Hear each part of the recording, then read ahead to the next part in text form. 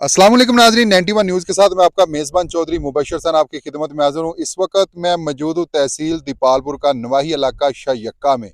यहाँ पे आपको बताता चलूँ कि ये एक सरकारी सड़क है, ये मेरा कैमरामैन भी आपको दिखा सकता है। ये तकरीबन जिसकी जो चौड़ाई है, यहाँ से लेकर 16 फुट जो है, 16.5 फुट जो है इसकी चौड़ाई है। ये तकरीबन यहाँ तक आती है, यहाँ जो मैं खड़ा हूँ यहाँ तक ये सड़क आती है। लेकिन यहाँ एक जिम्मेदार है जिसने ये देखो तकरीबन 3 से 4 फुट सड़क जो है वो अपने कब्जे में कर ली है।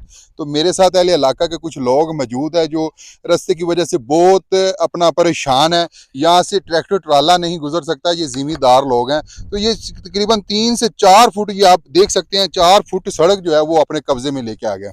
अस्सलाम वालेकुम जी। वालेकुम सलाम। ये की मामला है जी? ये मामला है कि सड़क गवर्नमेंट ਤੁਹਾਡਾ ਨਾਂ ਕੀ? मोहसन अली जाओ। अच्छा, ਤੁਸੀਂ ਇੱਥੋਂ ਦੇ ਜ਼ਿਮੀਂਦਾਰ ਜੀ? जी बिल्कुल। ਕੀ ਕੌਣ ਕਿੰਨੇ ਕਬਜ਼ਾ ਕੀਤਾ ਜੀ? मोहम्मद नवाज वाद रेला डोगर कौम। ਡੋਗਰ ਕੌਮ ਦੇ। ਅੱਛਾ, जी ਕੀ ਮਾਮਲਾ ਕਿਉਂ ਕਬਜ਼ਾ ਕੀਤਾ? ये कब्जा जिस गवर्नमेंट वो सड़क ते अपना जिम्मेदारा ਵਧਾਣਾ ਚਾਹੁੰਦੇ ਨੇ। ਅੱਛਾ, सरकारी सड़क 2-4 ਫੁੱਟ ਨਾਲ ਕੀ ਜ਼ਿਮੀਂਦਾਰਾ ਵਧਣਾ ਹੈ ਜੀ? हाँ जी ਅੱਛਾ, ਤੁਸੀਂ ਜ਼ਰਈ ਰਕਬਾ ਦੇ ਵਿੱਚ ਉਹਨਾਂ ਸ਼ਾਮਲ ਕਰ ਲਿਆ ਸਰਕਾਰੀ ਸੜਕ ਪੂਰੀ 16.5 ਸੀ, ਹੁਣ ਹੀ ਬਸ ਉਹ ਲੱਗੇ ਨੇ। ਤੇ ਆਪਣਾ ਅਸੀਂ ਇਹ ਅਪੀਲ ਕਰਨਾ ਚਾਹੁੰਦੇ ਹਾਂ ਕਿ ਸਾਡੀ ਸੜਕ ਪੂਰੀ ਕੀਤੀ ਜਾਵੇ। ਅਸੀਂ ਗੁਜ਼ਰਨ ਤੋਂ ਪਰੇਸ਼ਾਨ ਹੈ, ਜ਼ਰਈ ਹਾਲਾਤ ਗੁਜ਼ਾਰਨ ਤੋਂ ਔਰ ਜਿਨਸ ਨੂੰ ਬਾਹਰ ਨਿਕਾਲਣ ਤੋਂ ਪਰੇਸ਼ਾਨ। ਇਹ ਕਿੱਲਾ ਨੰਬਰ ਕਿੰਨਾ ਹੈ, ਕਿਹੜੀ ਖੇਵਟ ਹੈ, ਕੋਈ ਨਾ ਕੋਈ ਪਤਾ? ਜੀ ਜੀ ਪਤਾ ਹੈ ਜੀ। ਦੱਸੋ। 23 ਮਰਬਾ 15 ਨੰਬਰ ਕਿੱਲਾ ਜੀ।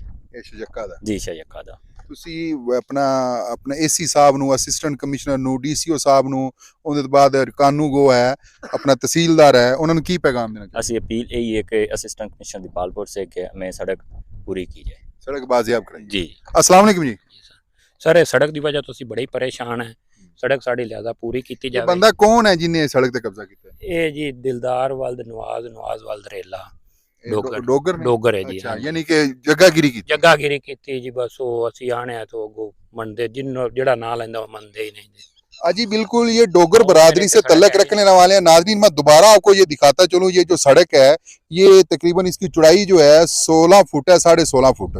तो ये तकरीबन सड़क आप मेरा कैमरामैन दिखा सकता है यहाँ तक आती है।